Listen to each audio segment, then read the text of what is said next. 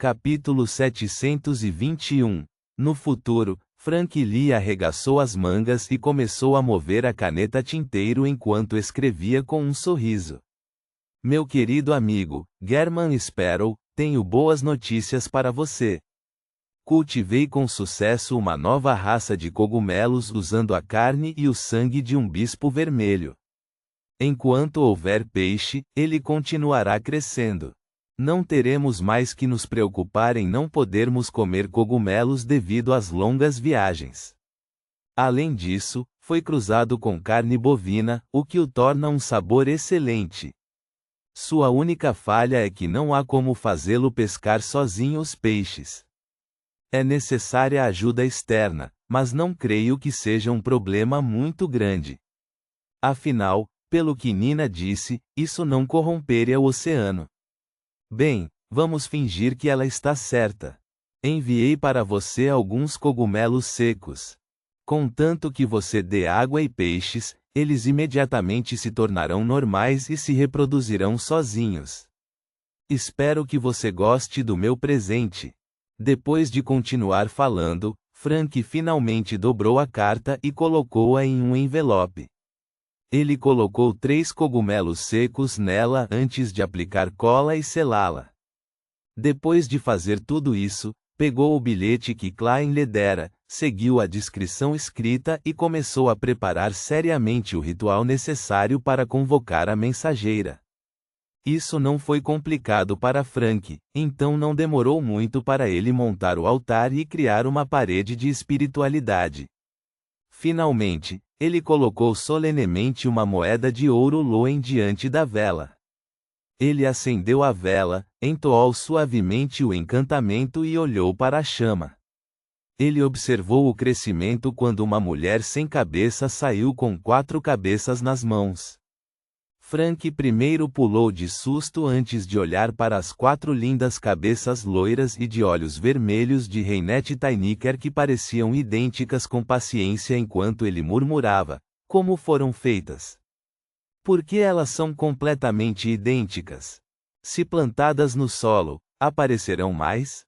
Os olhos das 4 cabeças seguradas por Reinette Tyniker viraram-se em direções diferentes antes de pousarem uniformemente no rosto de Frank Lee.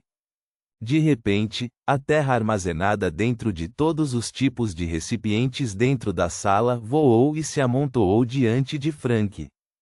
Depois disso, Frank flutuou enquanto caía no ar com uma expressão chocada. Ele foi jogado de cabeça direto na pilha de terra. Suas pernas continuavam lutando enquanto penduravam do lado de fora, mas ele não conseguia sair da pilha de terra tão cedo. Só então 2 das 4 cabeças de Reinette Tyniker se aproximaram, mordendo separadamente a carta e a moeda de ouro. Só depois que ela desapareceu completamente é que Frank Lee finalmente encontrou o melhor local para exercer sua força para escapar do solo enquanto caía no chão. Ela é poderosa. Frank primeiro suspirou com uma sensação de medo persistente. Depois disso, limpou a terra ao lado da boca, mordeu-a e mastigou-a cuidadosamente antes de murmurar para si mesmo: está um pouco azeda. Naquele momento, Ketoa, que tinha acabado de terminar um sacrifício em sua cabine, sentiu algo. Seus olhos roxos escuros subconscientemente olharam para o quarto de Frank Lee, e ela viu vagamente uma boneca ilusória feita de maneira grosseira. A boneca não tinha cabeça. A cena brilhou quando Ketoa fechou os olhos imediatamente. Ela sentiu seus olhos arderem enquanto ela não conseguia evitar as lágrimas escorrerem. Ela franziu as sobrancelhas pouco a pouco enquanto murmurava incrédula: maldição antiga? Reticências. Depois de enviar o cristal de meteorito e o fluido espinhal do lagarto caçador negro gigante para a senhorita Mágica e a senhorita Justiça, Klein retornou ao mundo real. Ele se deitou em uma cadeira reclinável enquanto permitia que seu corpo balançasse suavemente. Ele começou a considerar para onde iria em seguida. Com a notícia do avistamento de German Sparrow e o caso do capitão maluco Connors Victor, é improvável que os piratas apareçam abertamente em Baian por algum tempo. Eles deixaram os portos ou estão se escondendo, dificultando que outros os encontrem. Isso quer dizer que não há necessidade de eu ficar aqui. Os assuntos relativos à resistência podem ser direcionados respondendo-lhes através do cetro do Deus do Mar ou por Danites. Irei ao bar das algas marinhas mais tarde. Vou conseguir uma identidade falsa, comprar uma passagem e seguir para a cidade Conan, na Baía de Desi.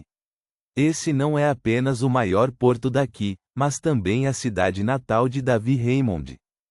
Eu já concordei com o pedido deste Luva Vermelha quando o libertei da fome rastejante de que faria uma visita a esta bela cidade e diria à sua filha que a vingança foi concluída.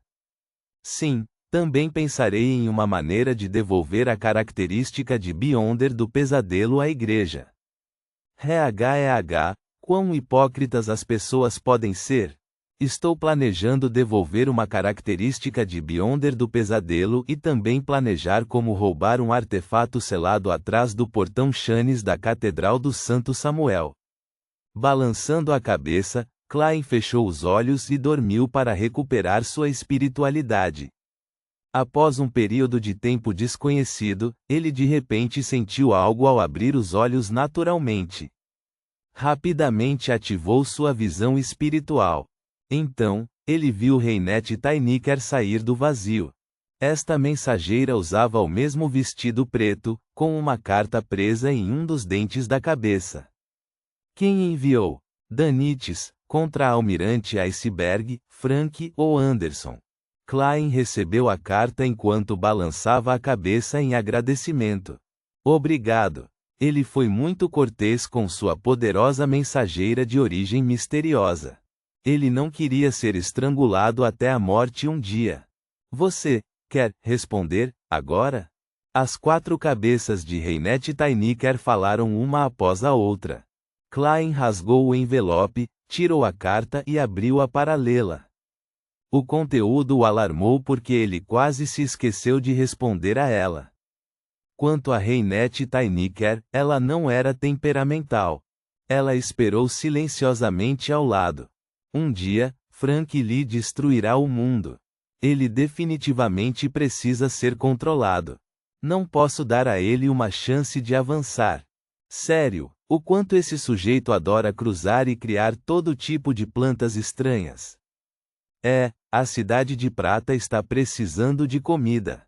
Um pensamento passou pela mente de Klein quando ele teve uma ideia ousada.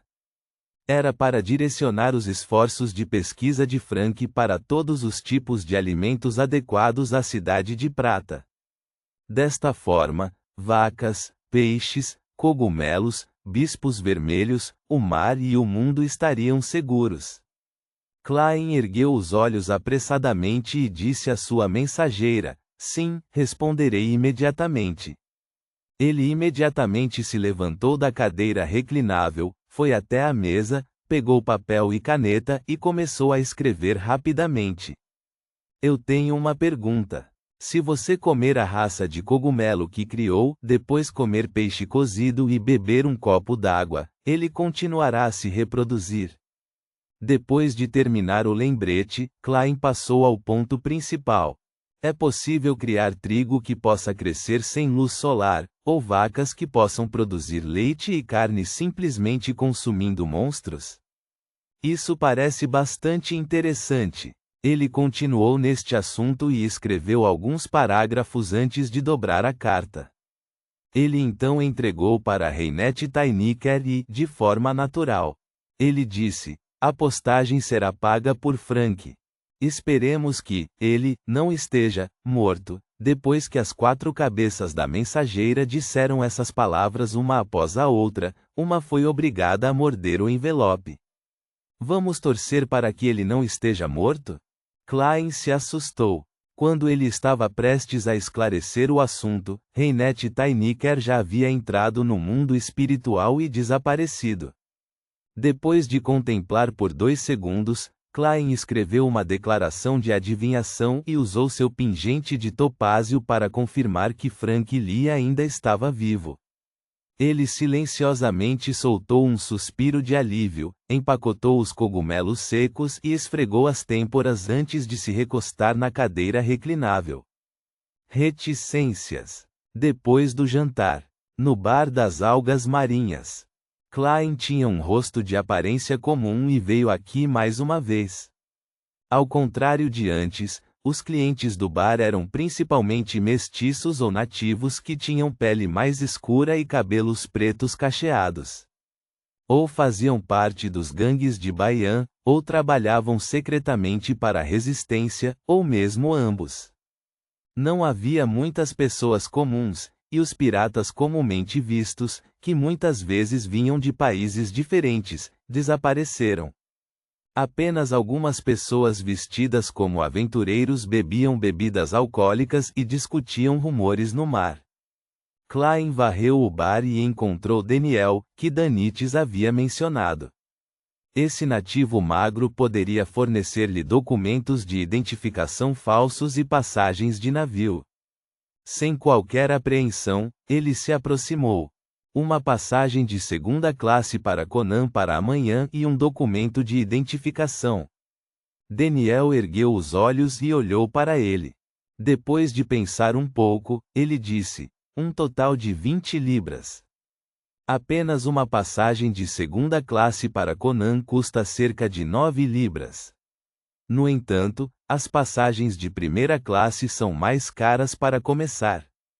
Juntamente com os documentos de identificação falsos, 20 libras não são tão ridículos.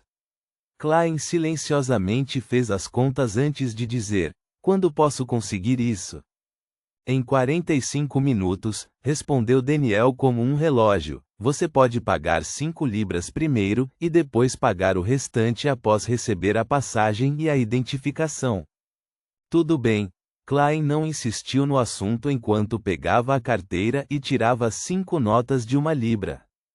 Ele não estava preocupado que alguém atacasse sua carteira, pois isso poderia significar que ele economizaria 20 libras ou até conseguiria mais. Momentos depois de Daniel ter verificado a autenticidade das notas e estar prestes a informar seus subordinados para começarem a trabalhar, ele de repente percebeu que o bar estava extremamente silencioso. Klein também percebeu isso quando subconscientemente olhou para a porta. Havia 2 pessoas lá. Uma delas usava fraque formal e sobretudo preto, com cabelos castanhos bem penteados para trás. Seus olhos não eram grandes, mas eram brilhantes e penetrantes. Ele tinha um bigode fino em volta da boca, fazendo-o exalar um sentimento cavalheiresco ao mesmo tempo que parecia um pouco desleixado.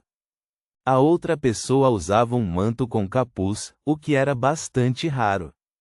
Seu rosto estava escondido nas sombras, impossibilitando identificá-lo. O desleixado cavalheiro examinou a área e ficou bastante satisfeito com a reação da multidão. Uma moeda de prata estava girando entre seus dedos enquanto ele caminhava em direção a Daniel. O encapuzado seguiu atrás dele, tirando algo de suas roupas e enfiando na boca, produzindo sons de trituração. A moeda de prata parou de se mover quando o desleixado cavalheiro chegou na frente de Daniel. Ele disse com uma risada: prepare 10 passagens para o Porto Pritis amanhã para mim. Elas precisam ser divididas entre 3 navios diferentes. Sim, Sr. Oder. Daniel levantou-se em pânico ao responder. Klein momentaneamente não conseguiu lembrar quem era o cavalheiro desleixado que estava girando a moeda de prata na mão. Só quando ouviu o nome Oder é que o achou familiar.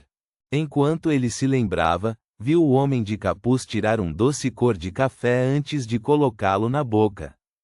Ele estava mastigando, produzindo os sons de trituração. Após obter resposta afirmativa, Oder e o homem não ficaram mais. Eles caminharam até a escada em um ambiente tranquilo e se dirigiram para o segundo andar do bar. Daniel exalou quando virou a cabeça para ver Klein parecendo confuso. Ele então disse: Oder. O aventureiro, Oder, que serve a Aurora. Eu me lembro, víbora de moeda de prata, Oder.